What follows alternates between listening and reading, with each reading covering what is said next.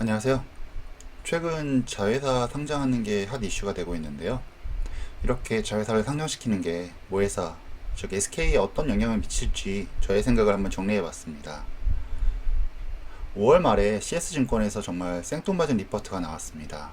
당시 90만원 정도 하는 LG화학 목표 주가를 기존 130만원에서 68만원으로 하향했습니다.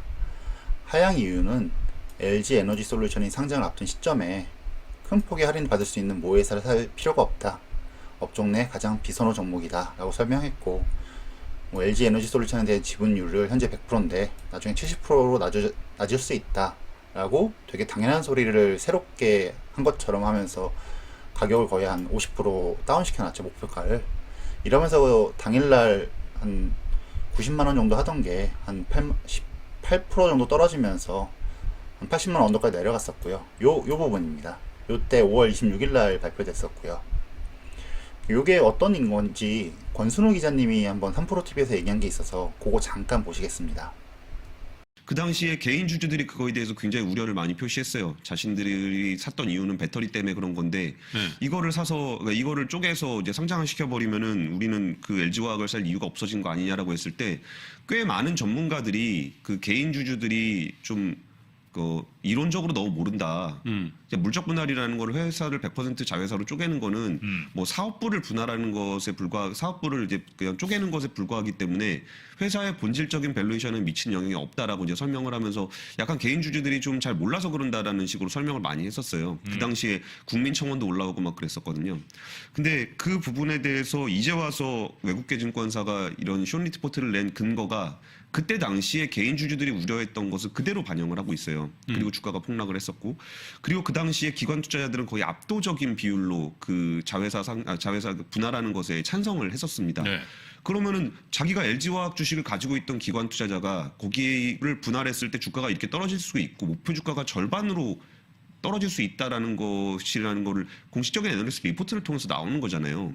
그럼 그 당시에 그 분할을 찬성했던 기관 투자자들은 성관 의무를 제대로 지킨 것인지 좀 돌아볼 필요가 있는 것 같고, 우리나라에서 자회사를 상장을 시켰을 때 그 자회사의 지분 가치를 모회사가 다 가져가지 못하는 게 현실이에요.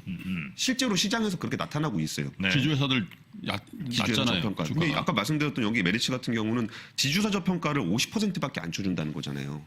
그럼 이게 그러면은 지주사의 가치를 그 자기가 가지고 있는 보유하고 있는 지분의 50%밖에 안 쳐준다는 거는, 그러면 지주사는 자회사를 상장시키면 안 되는 거예요. 주주를 위해서. 주주들은 무조건 반대를 해야 되는 거예요. 그렇죠. 그러니까 자회사를 상장시키는 순간 내가 가지고 있었던 주식이 가지고 있는 자산의 절반을 인정을 못 받는다는 게 되는 거잖아요. 카카오의 자회사의 상장이 호재라고 지금 카카오의 주가를 설명하고 있는데 지금 LG화학의 사례를 보면 그게 말이 되냐는 거예요. 여기서 자회사를 상장을 시키면 시킬수록 모회사가 가지고 있는 그 지분 가치가 디스카운트가 되는데 카카오 주주들은 그게 뭐가 좋다고 여기서 그걸로 주가를 설명할 수 있냐는 거예요. SK그룹. SK그룹은 아예 그 자신들의 포트폴리오를 네 군데 투자 전문 회사가 돼서 아예 자회사를 육성해서 갖다 파는 걸 자기들의 비즈니스 모델로 삼겠다는 거예요. 그걸로 시가총액을 18조 원에서 140조 원으로 키우겠다는 건데 이게 우리나라에서 현실적으로 말이 되냐는 거예요. 이런 문제가 SK도 계속 그러고 있잖아요. 바이오팜 상장시켰죠. 바이오사이언스 상장시켰죠. 네. 이번에 IET 상장시켰죠. 이제 원스토원, 실트론, 플라즈마 계속 상장시킬 겁니다. 그럼 이게 지배구조상의 이해상충을 계속적으로 발생시킬 일이 계속 폭탄처럼 생겨난다는 거예요. 필요한 부분만 짧게 붙였는데요. 나중에 한번 풀 영상 봐보시고요. 옆에 링크 걸어 놓겠습니다.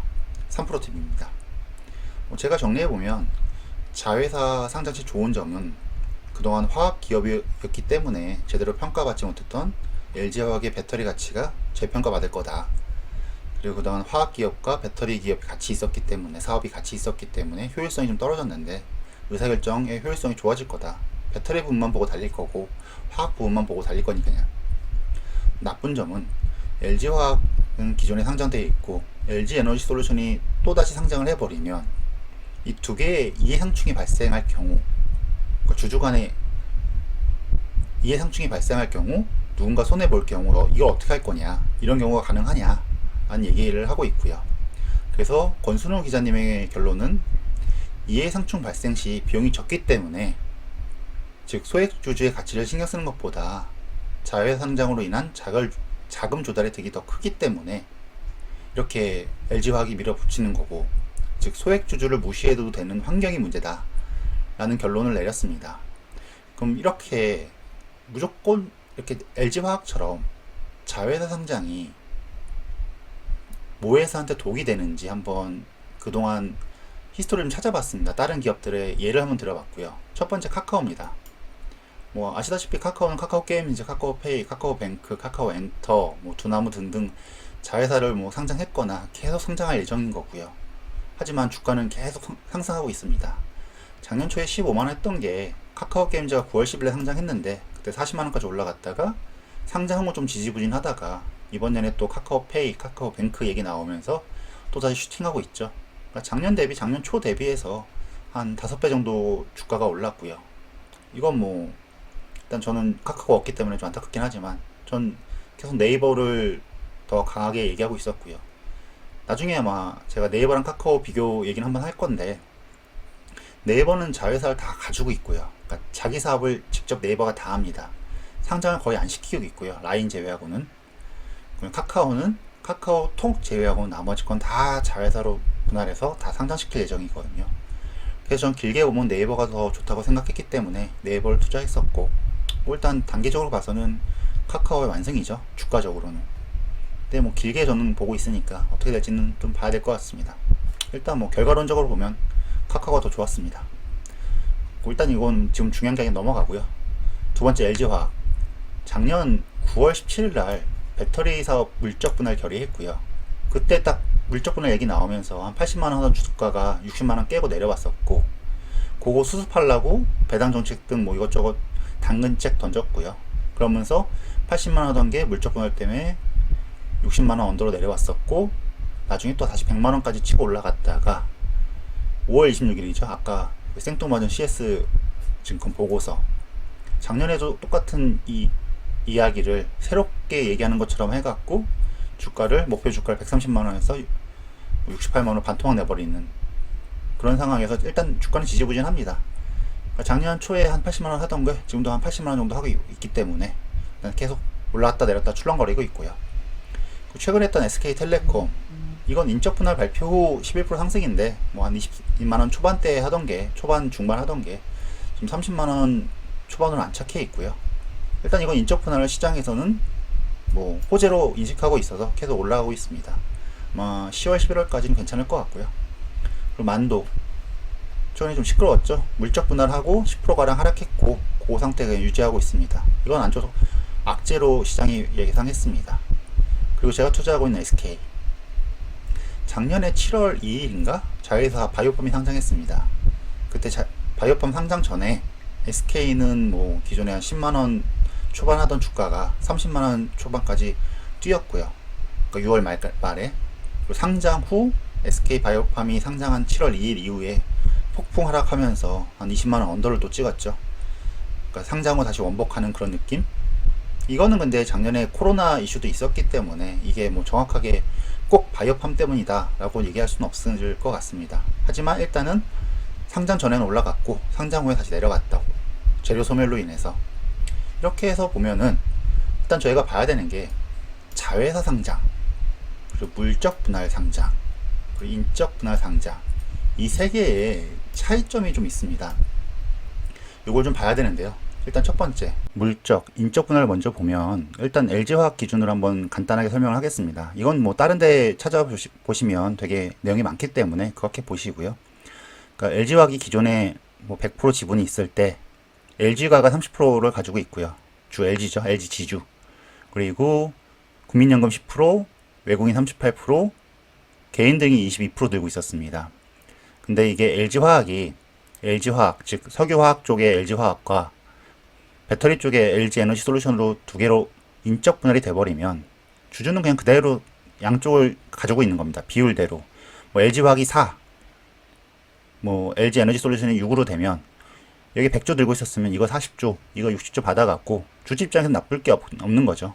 얘 그대로 받고 이거 그대로 받기 때문에 얘는 나중에 올라갈 거고요. 얘는 좀 내려가겠지만 이 LG 에너지로 올라가는 만큼 주주가 이득을 보기 때문에 이건 매우 좋은 거죠. 하지만 단점은 이렇게 인적 분할을 해버리면 지금 문제는 LG 에너지 솔루션이 계속 투자를 해야 되기 때문에 돈이 필요합니다. 돈이 필요한데 여기는 돈을 땡겨올 방법이 없죠. 방법은 LG 에너지솔루션이 회사채를 발행하거나 아니면 유상증자인데, 유상증자를 하면 지금 여기 LG가 30% 들고 있잖아요.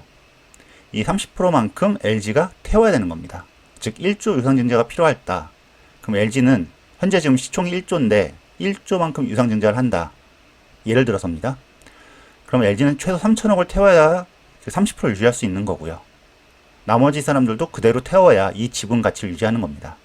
물론 가치가 올라가기 때문에 전체적으로 금액은 커지지만 문제는 지분을 유지해야 되는 이 LG 입장에서는 문제가 되는 거죠. 물적 분할은 똑같습니다. 좀 다른 게 LG화학은 그대로입니다. 30% 10% 이렇게 들고 있는 거 그대로 가져가는데 배터리 사업만 뚝 떼어서 이 100%를 LG화학이 들고 가는 거죠. 즉 기존에는 LG화학 이렇게 들고 있었던 거 석유, 첨단, 생명과학, 전지 이거에 대한 지분을 LG가 30%만 들고 있었는데 이제는 석유, 첨단 소재, 생명과학 쪽은 그대로 30%만 들고 있습니다. 근데 배터리 쪽은 툭 떼어내갖고 LG화학이 100% 들고 있는 겁니다. 기존에 배터리 쪽에 30%만 들고 있었던 지분 가치를 100% 늘어난 거죠. 나중에 이거 IPO 해버리면 20, 30% 떼어날 테니까 한 70%만 들고 가는 거고 지분 가치는 확 올라가는 겁니다. LG 지주와 LG화학과 LG에너지솔루션 이 3단 계열사가요. 이렇게 되면 이거를 소유하고 있는 LG 지주나 LG 화학이나 LG 에너지 솔루션의 입장에서는 매우 좋은 거고요. 가장 손해보는 사람들은 기존 주주죠. 즉 소액주주, 외국인, 국민연금도 이래서 반대를 했었던 거죠. 이 투자자들은 보통 배터리 때문에 투자를 했는데 배터리 툭 떼어내갖고 저기 다 줘버리고 자기들은 석유화학, 첨단소재, 생명과학만 들고 가라고 하니까 열받는 거죠. 그리고 이렇게 떨어지는 순간 이게 어떻게 보면 약간의 지주회사 격이 되기 때문에 자회사 할인을 받게 됩니다. 그러니까 기존에 이게 LG 에너지솔루션 가치가 40조였다면 이거 지금 메리츠에서는 50% 정도 할인 때려갖고 20조만 줄 수 있다 이런 식으로 얘기를 하고 있기 때문에 되게 주주 입장에서는 나쁘지만 회사 입장에서는 좋은 거죠. 그래서 아까 영상에서 보셨다시피 전문가들은 이렇게 되면 큰 그림은 좋은 거다. 그렇기 때문에 이건 해도 괜찮은 거다. 압도적인 찬성을 했다라고 하지만 문제는 이 주주들이죠. 이 주주들이 손해를 보기 때문에 이걸 어떻게 할 거냐. 그래서 LG에서 배당을 늘린다 등등등 이렇게 당근책을 냈지만 참 나쁜 짓인 것 같습니다. 어쩔 수 없는 것 같기도 하면서도 자기들이 돈을 태우기 어려우니까 결국에는 소액주주 좀 무시하면서 가는 거고, 저는 이 외국인들이 이렇게 찬성한 게 조금 신기하긴 합니다. 그러니까 국민연금은 반대했다고 하고요. 개인주주는 당연히 반대하고요. LG는 무조건 찬성했을 거고 키를 여기서 들고 있었을 텐데 외국인들이 이 사람들이 다 찬성을 했다가 그 찬성한 중에 한 증권사인 CS에서 저런 얼토당토하는 리포트를 작년에 가만히 있다가 5월달에 팍 내버렸죠. 그래서 인적 분할, 물적 분할이 이렇게 있으니까 나중에 한번 찾아보시고요. 그러면 자회사 상장, 인적, 물적 분할 상장 차이점은 무엇일지 한번 정리해봤습니다. 자회사 상장은 기존에 이미 카카오나 SK처럼 지주사가 있고요. 그 밑에 이미 자회사로 깔려 있었던 겁니다. 바이오팜이든 팜테코든 건설이든 ENS든 쭉 SK는 쭉 깔려 있었고요. 카카오도 카카오 지주가 있었고 그 밑에 게임즈, 뱅크, 페이 등등등 쭉 깔려 있는 거죠. 그래서 이미 기존에는 지분을 다 들고 있었기 때문에 각각의 사업회사가 별도로 움직이고 있었고요. 그래서 이걸 하나씩 띄어갖고 상장을 시키는 경우에는 이미 사실 이 가치가 좀 애매했습니다. 제가 SK 지주를 투자했을 때 예를 들어 팜테코 같은 경우에는 SK 팜테코 가치가 얼마냐 했을 때 2천억이라고 얘기한 사람도 있고요. 2조라고 얘기한 사람도 있습니다. 애널리스트들이요. 그리고 ENS도 2조부터 6조까지 다양하죠. 그러니까 그 가치가 얼마인지는 아무도 모르는 거고요. 작년에 상장했던 바이오팜 같은 경우에는 상장 전에 2조에서 5조까지 얘기하다가 15조까지 올라갔다가 지금 10조 정도 하고 있죠. 그러니까 지금 이런 자회사 상장이 될 경우에는, 그러니까 이미 자회사로 분할되어 있는 회사가 상장될 경우 모회사는 상장 전에 상승합니다.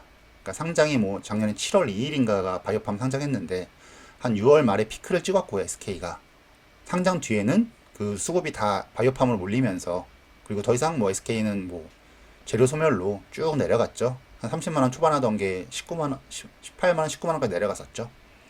상장 후 조정 유력하고요. 그 뒤에는 뭐 지분밖에 없는데 이걸로 뭐 할 건데 라는 개념인 거고요.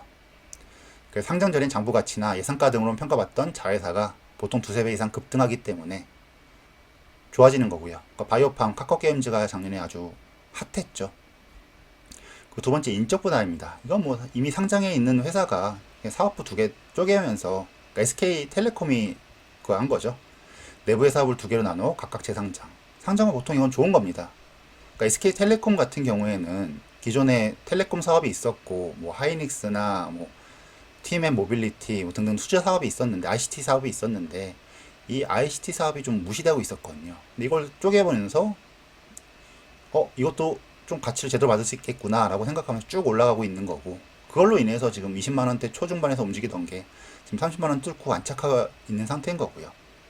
단 이런 경우에 지주사와 사업회사 분리 시 지주사는 좀 하락할 확률이 높고요, 사업회사는 상승할 확률이 높습니다. 예를 들어 솔브레인 같은 경우에 솔브레인 지주사는 내려가고 있고 솔브레인 사업회사는 꽤 좋죠. 제가 투자하고 있지만 이런 경우 솔브레인 같은 경우 무조건 솔브레인 사업회사를 투자했어야 되는 거고요. FNF는 다 비슷합니다. 지주사 사업회사 분리 시 뭐 이런 거 같은 경우에 예전에 최근에 DL 대림산업이 DL이랑 DL 1NC로 했는데 딱히 얘는 인적 분할 플러스 물적 분할을 했기 때문에 조금 다르긴 하지만 DL 1NC는 많이 올라가고 있죠. 그리고 마지막에 물적 분할입니다. 내부의 사업을 100% 자회사로 분리했습니다. 그러니까 이런 경우에는 그러니까 LG화학, 추후 신설회사 아이포 등으로 자금 확보가 목적인 거고요. 그러니까 LG화학은 기존의 배터리가 성장 산업이었습니다. 성장 산업을 딱 떼어내고 기존의 석유화학만 LG화학에 냅두고 나머지 자회사 냅둔 다음에 이걸 쭉 올린다. 그럼 당연히 LG화학한테는 최악인 거죠. 그래서 보통 핵심 사업을 분할하는 거고요. 모회사 주가에 악영향 미친다. 그래서 LG화학 같은 경우에는 지금 반토막 내고 있는 상황입니다. 저도 작년까지 LG화학을 저의 탑픽으로 꽂아놓고 장투에 계좌 넣어놨다가 이번 년 상반기부터 야금야금 정리를 하고 있었고요. 최근 SK이노베이션을 조금 그쪽이 저평가라서 태워놓고 있었는데 SK이노베이션도 지금 한다고 하고 있죠. 그럼 뭐 작년부터 얘기되고 있었던 거니까요. 그럼 기업 분할과 주가 영향이 어떻게 미칠지 신한에서 3월 11일 날 리포트 나온 게 있습니다.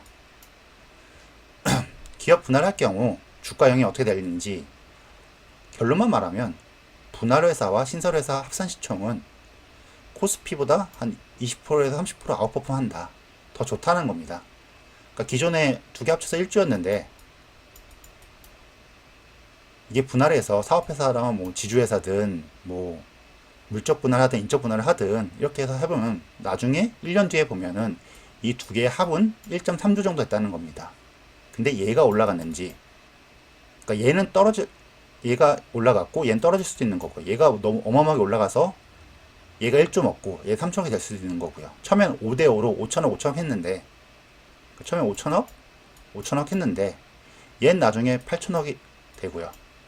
얘는 나중에 5천억 그대로, 또는 얘가 1조 얘가 3천억이 될 수 있는 거죠. 그러면 얘 들고 있는 사람은 어마어마하게 이득을 보는 거고 100% 이득을 보는 거고요. 얘 들고 있는 사람은 거의 한 40% 맞는 거죠. 근데 기존 주주 입장에서는 얘도 들고 얘도 비율대로 가지고 있기 때문에 크게 손해는 보지 않고 아마 한 20-30% 이득을 볼 거다 라는 거고요. 단 이렇게 돼 있습니다. 1년 이내에 단기 시계열로 본다면 기업 분할의 긍정적 효과는 뚜렷하지 않았다. 하지만 분할 결정 6개월 부근에부터 합산 시 증가폭이 가장 컸다.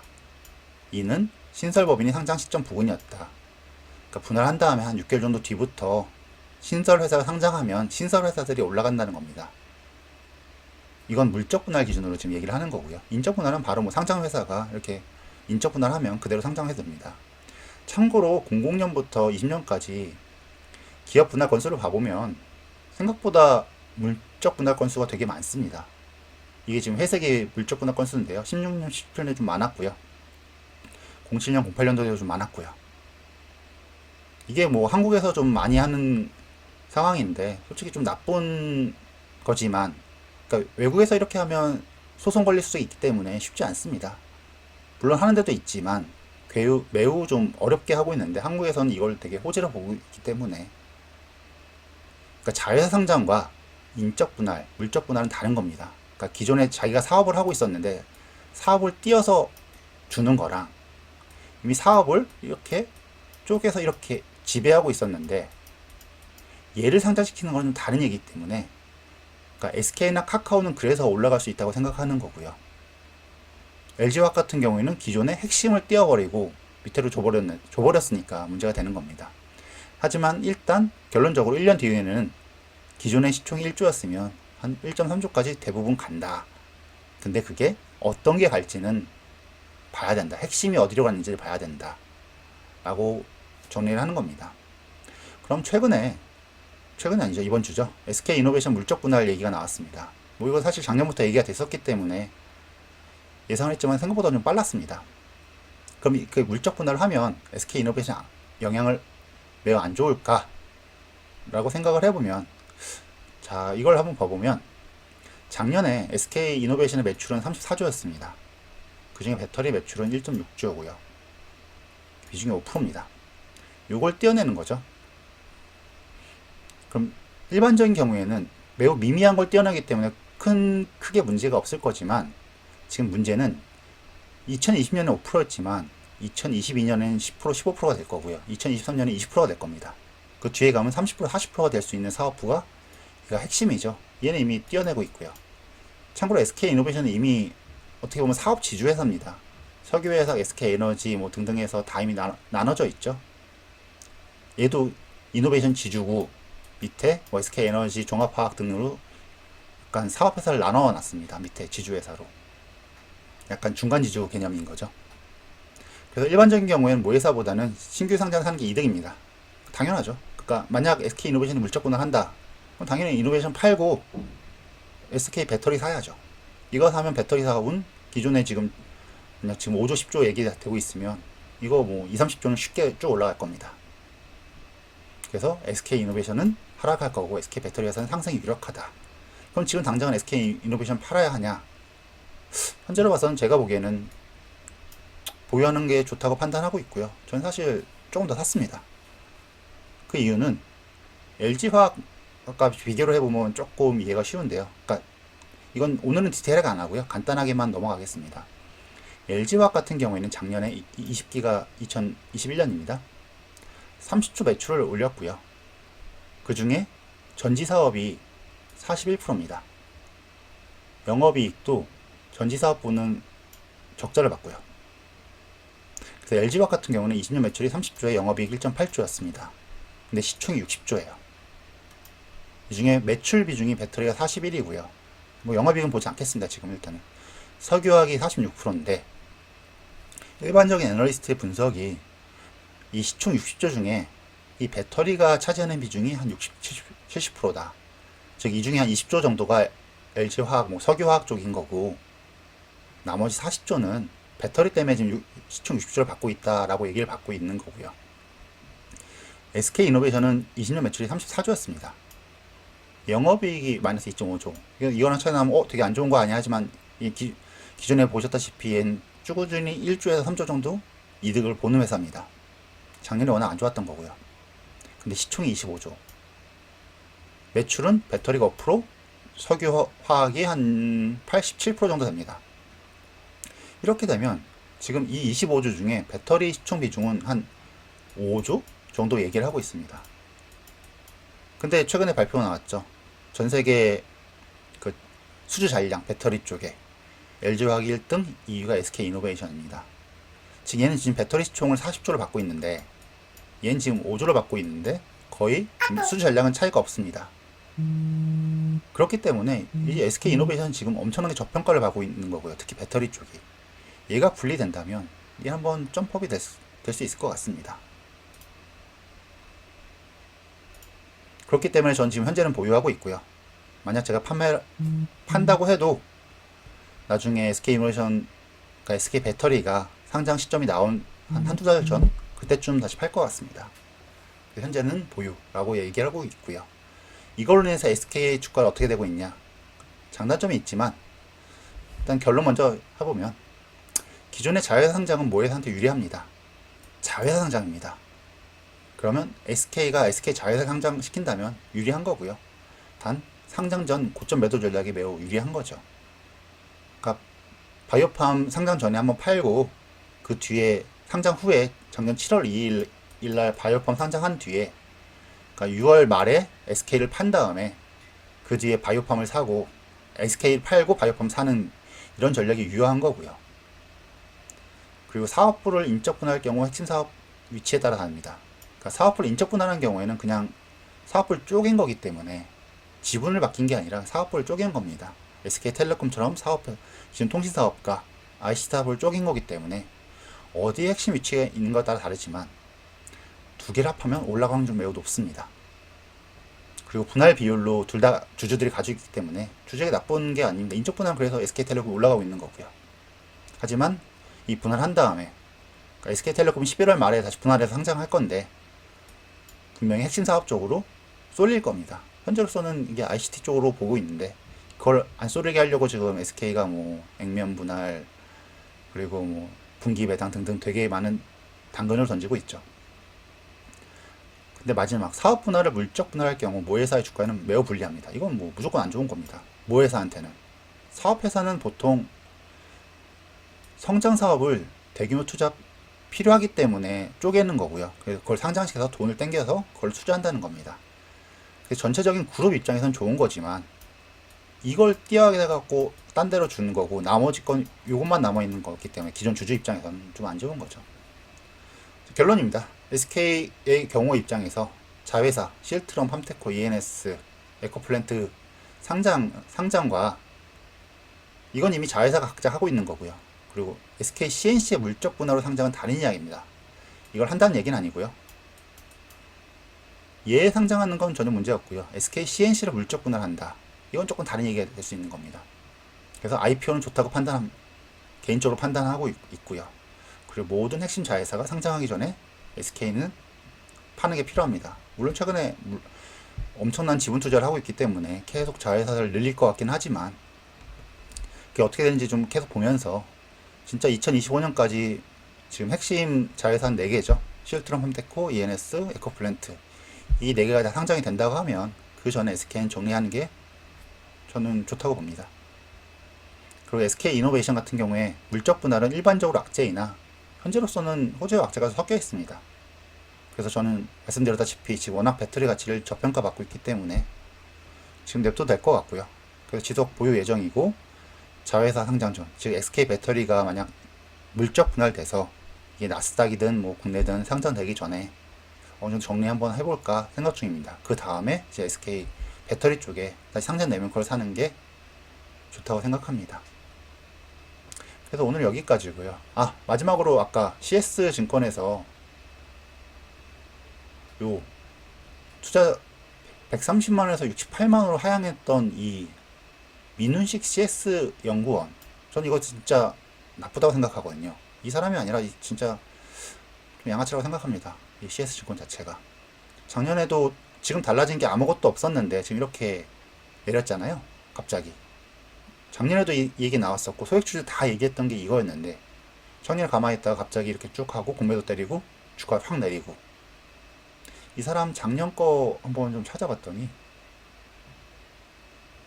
이거 작년 10월쯤에 나온 건데 작년엔 빅히트를 커버했습니다. 그러니까 엔터주 커버하던 사람이 갑자기 이번 년에는 뭐 LG화학이나 배터리나 석유화학 쪽을 커버하면서 거의 리포트 안 내는 사람인 거고요. 이건 조금 나쁜 거라고 봐서 그냥 참고했습니다. 기억해 놓으려고요. 오늘 여기까지고요. 혹시나 뭐 제가 잘못된 점이 있거나 뭐 부족한 점 뭐 문의해 주시면 최대한 답변 드릴 거고요. 저도 지금 조금 고민 중이기 때문에 여러 의견이 좀 필요합니다. 감사합니다.